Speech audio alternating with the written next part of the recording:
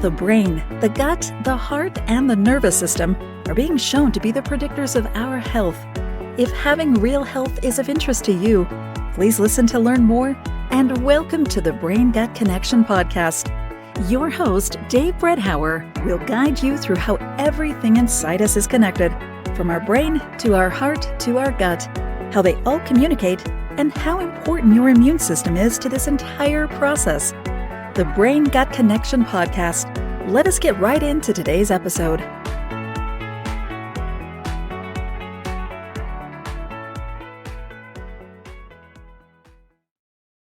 It's time for a quick gut check, literally. Have you ever wondered if there's a direct line from your brain to your gut? Spoiler alert, there is. And we've got all of the inside scoop waiting for you in the Brain Gut Connection newsletter. Every month, we dive deep into the stuff no one else is talking about, or maybe they just don't have the guts to. We're covering the real deal behind what's happening in that brain-gut highway, unpacking the science, the myths, and the little tricks that can make you feel a whole lot better. You'll find answers to questions like, is my gut messing with my mood? Or can what I eat last night really affect my focus today? Spoiler alert, again, it can. So if you're ready to keep your brain and gut in harmony and maybe discover why they argue sometimes, head on over to www.braingutconnect.com/subscribe to sign up for the Brain Gut Connection newsletter. Your brain, your gut, and trust me on this, your whole body will thank you. Go on, give your gut a break. I want to welcome you to today's Brain Gut Connection podcast episode. I'm your host, Dave Bredhauer, and today we have a truly inspiring guest with us, Jayne Reynolds. She's a leading mental health nutritionist and the visionary behind Sycamore and Sage Nutrition. Jayne has dedicated her career to exploring the powerful connection between what we eat and how we feel, particularly when it comes to emotional intelligence and leadership. In her transformative program, Eat Like a Boss, Think Like a Boss, Jayne shows us how nourishing our bodies can empower our minds and elevate our performance as leaders. Today, we'll dive into how you can take control of your mental and physical health by making smart nutritional choices. Get ready to discover how the right foods can unlock your full potential, both emotionally and professionally. Welcome, Jayne. Excited to have you on the show. Thank you so much for having me, Dave. I'm excited to be here and talk about this topic that is just near and dear to my heart. Cool beans. Let's just jump right in. If you would, let's share your personal journey with us on where you were and what led you to doing what you're doing today. Yeah, I think that I'm probably not unlike many other practitioners who get into fields of work. It's because they've been through something themselves and learned from it and then figured out how to help other people on that journey. And I was really struggling with depression and anxiety for about 7 years. After the birth of my first daughter, I had an E. coli infection. They gave me rounds and rounds of antibiotics in the hospital, probably saved my life. But as much as it makes me feel like an old lady now to say this, back then we didn't know about reseeding the gut and making sure that we were repopulating the good bacteria inside our bellies. And within about 2 weeks, I started having mild anxiety attacks. And that just progressed and built and built and built to the point where I lost my job because I couldn't hold it down. So I was out of work for about a year. And then I was only able to work part-time for about 3 years after that, just because of the recovery process of getting my health back on track. And in that process, at that sort of that year mark where I lost my job and I got desperate and really started searching for answers, I was introduced to a naturopath and a chiropractor who both helped me to look at my health from a perspective that I had not considered before. I had been doing medication, I'd been going and doing talk therapy, and those things, they have the potential to help, but I was still experiencing a lot of struggles and I wasn't able to work. And the chiropractor had suggested going gluten-free. And I didn't do it because I thought it was going to help my brain. That was the last thing on my mind. I wanted to help my belly because it hurt. And about a week into it, I kind of woke up one day and went, you know what? I haven't had a panic attack for a week. And that was so unheard of because I'd been having them consistently, multiple panic attacks a day for 7 years. So to have gone a whole week without one was just miraculous as far as I was concerned. And a friend of mine reached out and said, if you've got a gluten sensitivity, you've probably got a dairy sensitivity too. So I cut dairy out, more improvement. And so I went to my naturopath and said, how do we test to figure out which foods are triggering issues. And the core of the issue, at that point is not the actual foods themselves, it's the state that my gut's in, right? So we have to do a lot of work to get that cleaned up, and that's what we did. But initially, and I still can't do gluten. It really is a genuine sensitivity for me. But for the most part, that just was radically life-changing and sent me back to school to figure out how do I learn these things so that I can help other people with those things as well. So it sounds like your journey started due to, like you said, an episode in your own life. Hmm. You got your gut cleaned up, you felt better, your health was back on track. You Hmm. then went off and got educated Hmm. around nutrition. Yeah, I got certified in holistic nutrition. I knew going back, even back then, we were being told to eat the standard American diet, and it was so full of, the bottom of the pyramid is all grains.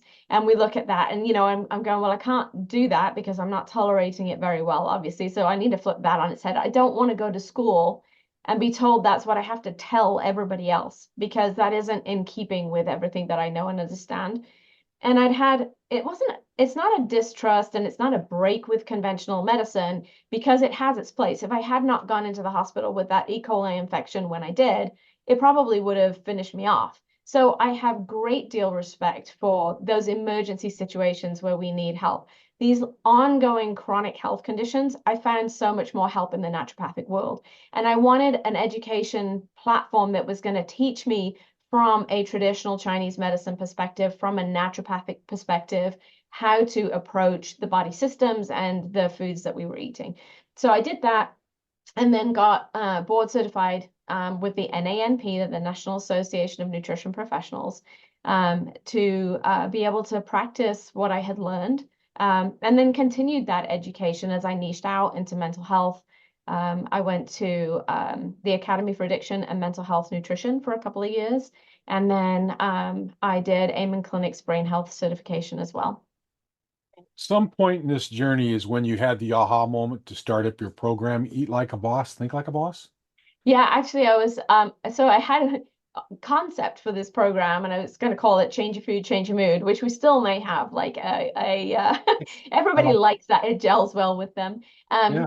But I was actually at a conference for leaders, the eWomen Network Icon Conference a couple of years ago, and I was sitting in a room full of leaders thinking about, well, there was two pieces to it actually. I've gone to the Global Leadership Summit every year for years and years and years. And they have a saying, um, everyone wins when a leader gets better. And they mean all of our soft skills and all of our, practical skills as leaders in the business world. But what I looked at, they did an interview one year with a gentleman who was leading a prison, and he was doing amazing, phenomenal. It's one of the hardest prisons in the US, and he was doing this amazing, phenomenal job of turning lives around in there and bringing meaning and purpose to that situation, and rehabilitating inmates basically. But I took one look at him, and he was morbidly obese, and his faces were just red with inflammation. And I thought, if you don't get your own health sorted out, you're not going to be able to continue to have this impact that you want to have. And it kind of clicked in my head. Everyone wins when a leader gets better. It's not just our soft skills, but it's our physical health as well and our emotional well-being. And then at the Icon conference, I was sitting there looking at all these leaders and thought, we're talking about all these things, how to sell, how to present, how to show up, how to build our companies. And nobody's addressing the fact that, 70% of our leaders are overweight, struggling with their emotional health. 70% of pastors in leadership are struggling with their mental health. Like everybody's struggling with these issues, but we're not looking at some of the foundational things that need to be corrected in order for us to show up well in our leadership. So let's discuss emotional wellness because that's something, or I'm sorry, emotional intelligence. That's Yeah. something that I've not talked with anybody about. How does cleaning your gut up help your emotional intelligence?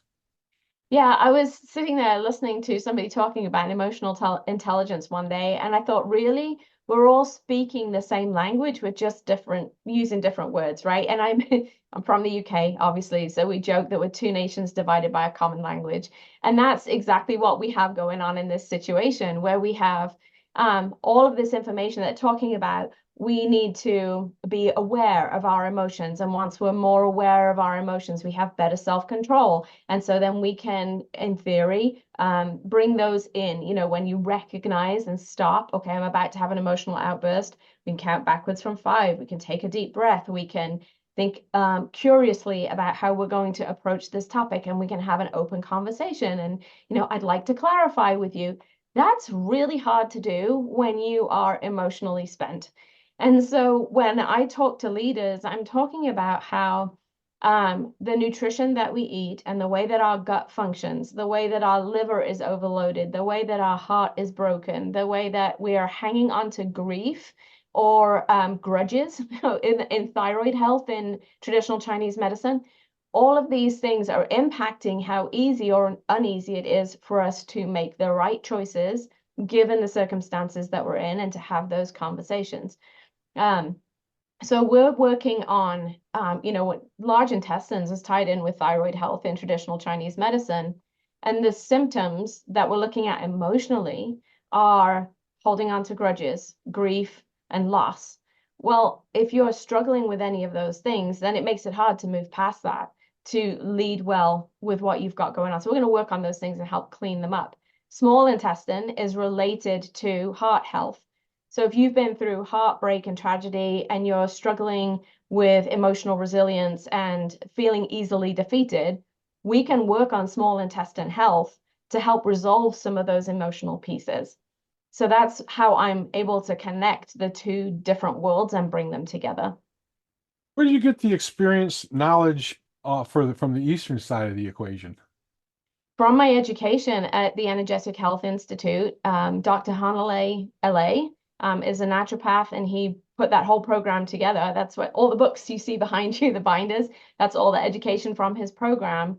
And he brings in that Eastern wet medicine pieces. And I was just looking at, I've got, you know, graphs and charts that we've got together that, you know, brings all these different pathways together.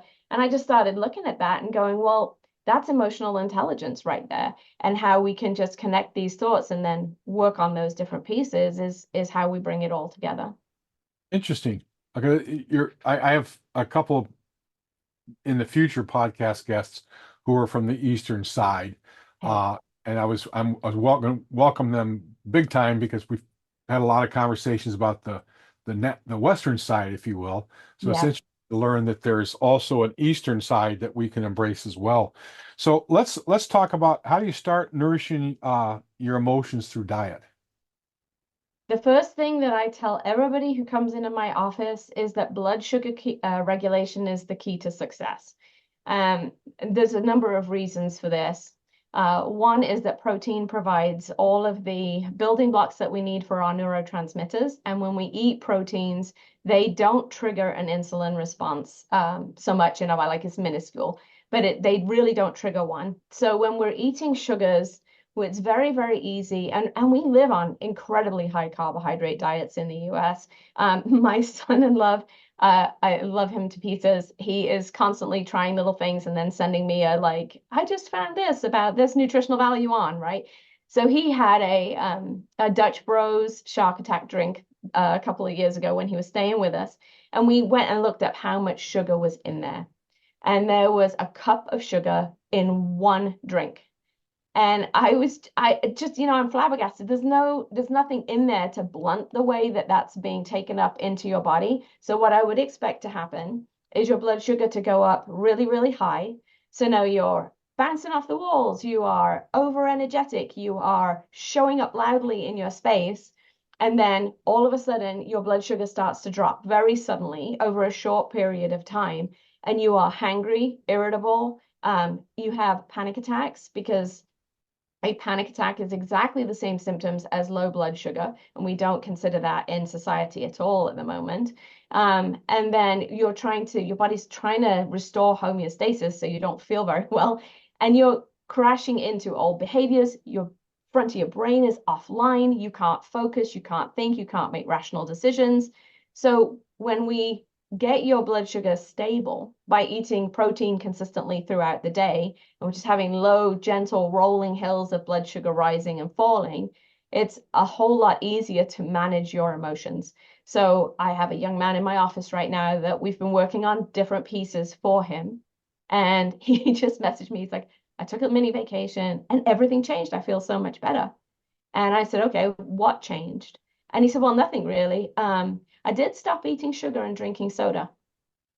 That's a major thing that changed, right? It made a massive difference to the symptoms that he's experiencing. So we always begin with stabilizing blood sugar by eating protein consistently every 3 hours or so throughout the day. I've seen it do miraculous things with people with everything from bipolar disorder to anxiety and depression. Let's talk about that cup of sugar. Do you know if it was cane sugar, table sugar, or high fructose corn syrup? I don't, but as a nutritionist, I'm going to tell you that it really doesn't make a whole lot of difference. Your body sees sugar as sugar as sugar as sugar, and it responds the same way. Somebody was asking me the other day about coconut sugar because it's got health claims that it doesn't raise your glycemic index. It's not a high glycemic index food. I've heard the same thing about agave nectar, right? Agave syrup. Agave syrup is worse than high fructose corn syrup, and your liver has to process that and has a really hard time figuring out what to do with that wherever the source comes from. However, if I'm going to have a little bit of sugar in my diet, then I make sure that it's coming from organic sources because it's one of the top genetically modified things as well. And I never recommend high fructose corn syrup to anyone. I don't know if you know the history of HFCS. It's a fascinating history, thanks to the U.S. Department of Agriculture. Mm-hmm. Is the creator of it. High Mm-hmm. high calorie, we can feed the world, but Yes, nobody knows the damages of that. right. So, yeah, I'm a big believer that sugar bad, protein good. So, Yes. When you boil it down, it's really quite basic. And I think that a lot of us in the health world are saying the same thing if you just listen carefully. Like, you have got to get your blood sugar under control. And we have no idea until we start looking and tracking just how much sugar we get inadvertently without even thinking about it. The sauces, the soups, whatever. We think we're eating health food, and it's just so processed that we have all these added ingredients that are out of our control, and we yeah. can't make good, we're not getting good ingredients when we're choosing those foods oftentimes. What's processed foods all contain sugar as the top 5 ingredient usually. Yep. Uh, Mm-hmm. so let's talk about the immediate benefits that leaders and professionals can see when they improve their nutrition. You touched on that briefly earlier. Let's dive a little deeper into that.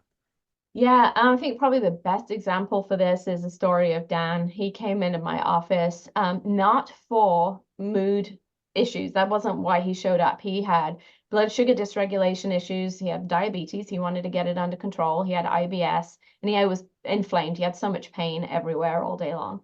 And so we worked on a couple of things. We worked on blood sugar regulation first, and we also worked on getting his delayed food sensitivities out, which is another huge part of the emotional component that we can talk about in a minute if you want to. So we worked on those two primary things. 2 weeks later, he shows up in my office and he said, he just bounced. I mean, he was so joyful, right? And I said, hey, what's going on? And he's like, well, I'm already down 5 pounds, which I love my guys, right? They're like, I looked at a stick of celery and I lost 5 pounds. My women are like, I'm starving myself and I can't lose weight. So we have very different metabolisms and very different hormonal, parts to our bodies.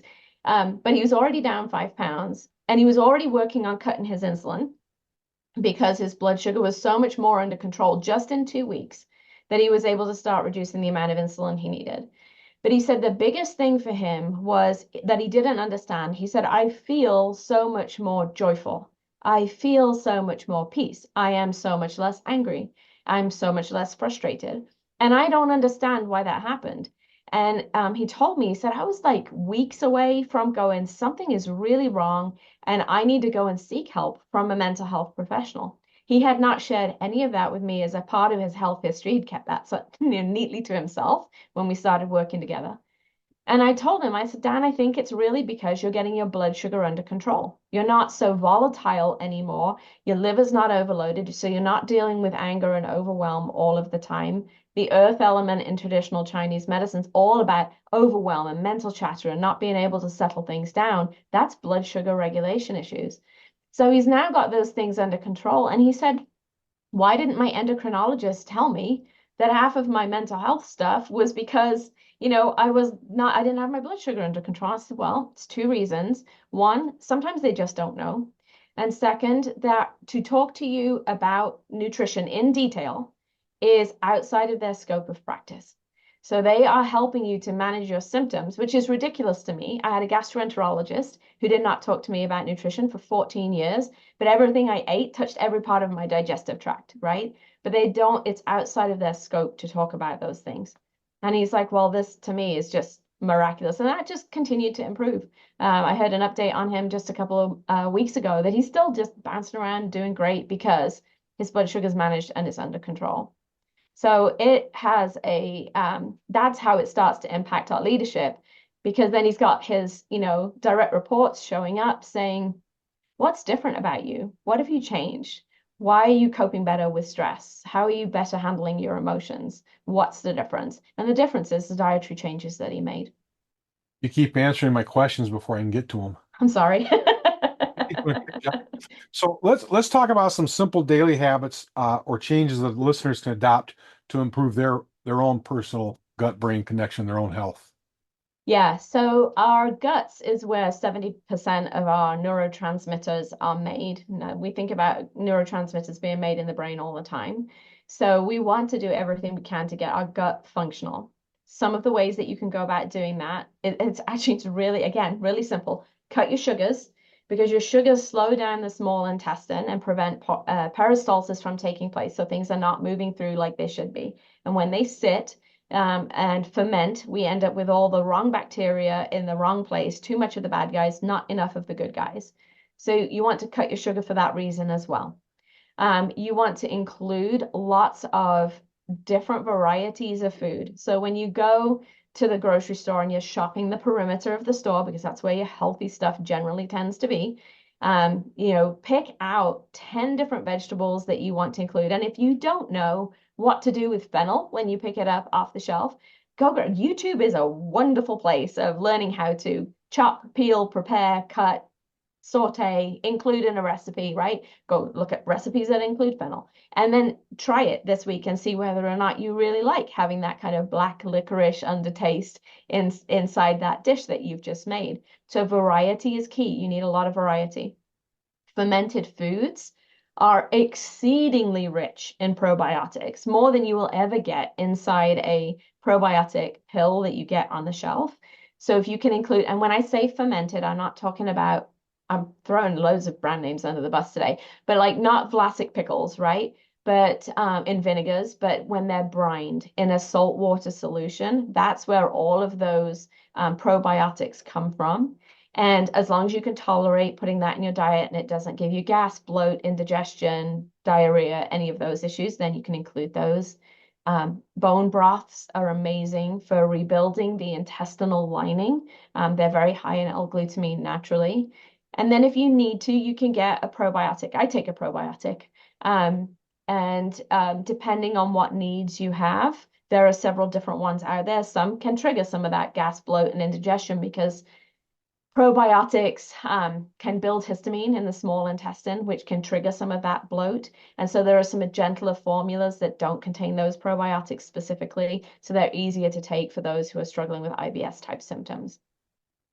You don't necessarily recommend an elimination diet. You're more about, let's just go right to the source, get a food sensitivity test done and remove those from your diet. Yeah. And here's the reason why. These food sensitivities that you have a 28-day breakdown inside of your body. So if you have exposure to a peanut and you're allergic to it, within a couple to 3 days, 4 days maybe, that reaction inside your body has died down completely.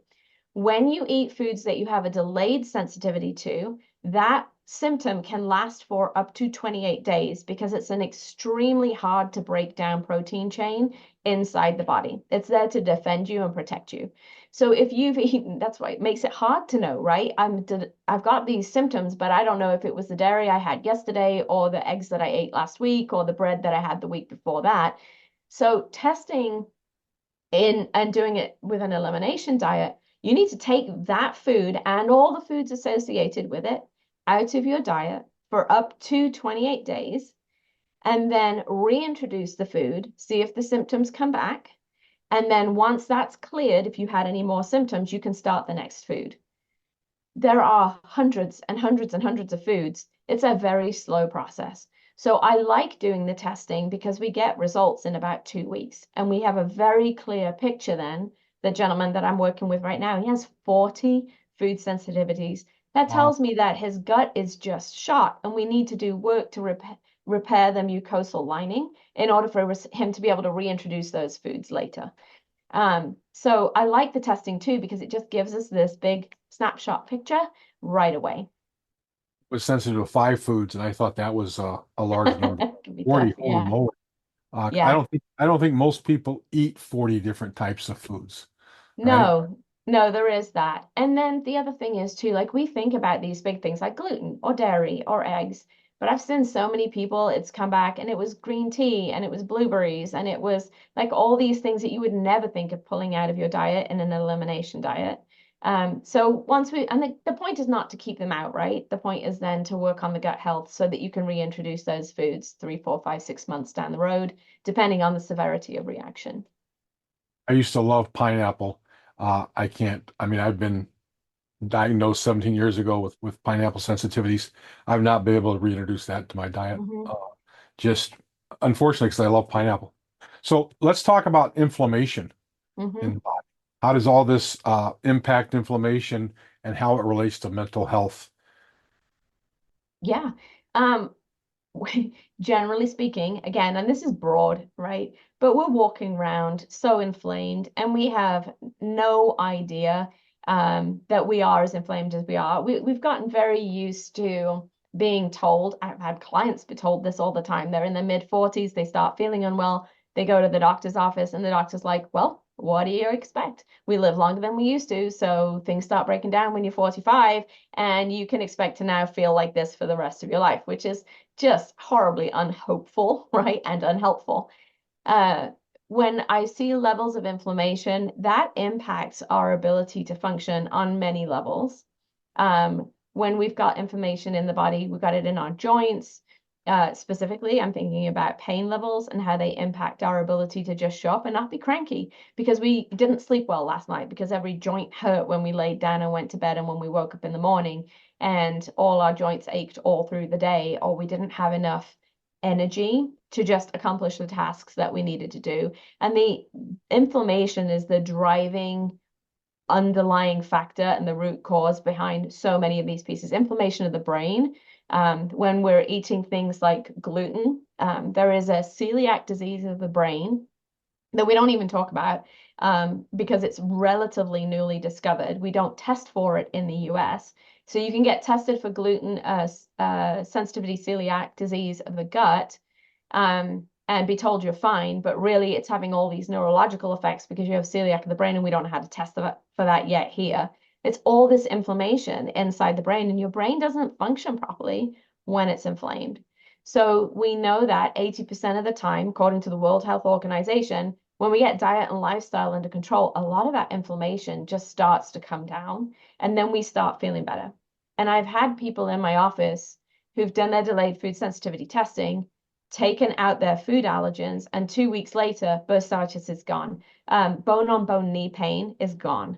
They're able to go back to Pilates, even though there's still bone on bone in their knees, because their body's inflammation levels are just dropping to the point that it's now manageable and they feel better emotionally and spiritually and physically as well.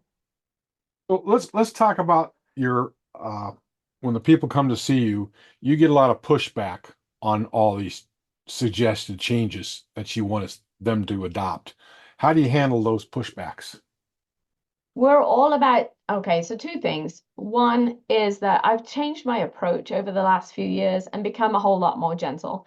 When I came out of school, everything was very black and white, and You need to make these changes now, or you're going to face, dire consequences very, very quickly. You're a walking, talking time bomb, right? Ticking time bomb. And I had the privilege of being in class with Christina Veselak, the founder of the Academy for Addiction and Mental Health Nutrition. And a couple of things came to mind. A, we don't need to create new eating disorders by making rules black and white about the food that we're eating. So there's that piece to it. But as we introduce nutrition and nutrients density into the body craves the things that were junky in the past less and less. There's a reason why you crave salty something, right? Salty chips, salty peanuts, salt on all your food. It's because your adrenals or your thyroid or both are really struggling. They're really taxed. And so when we get you the right support for your adrenals and your thyroid gland, and we give you the right nutrient dense foods, we're able to crowd out the things that are less healthy for you. And so I had a client once who was like, I just can't stop eating potato chips. I just want potato chips. I want to eat potato chips all day long. So one, stop, question the thought. Is that really what I need? Is that supporting my health? Is that a good choice for me today? If you still want to have the snack, then have it, but do it in a measure out your portion size and clean it up. So don't have regular old potato chips. Go and buy humble organic potato chips that are just organic potatoes, sunflower oil, or avocado oil and sea salt. And just have a little bit of that as for a snack. But all day long, protein, protein, protein, protein.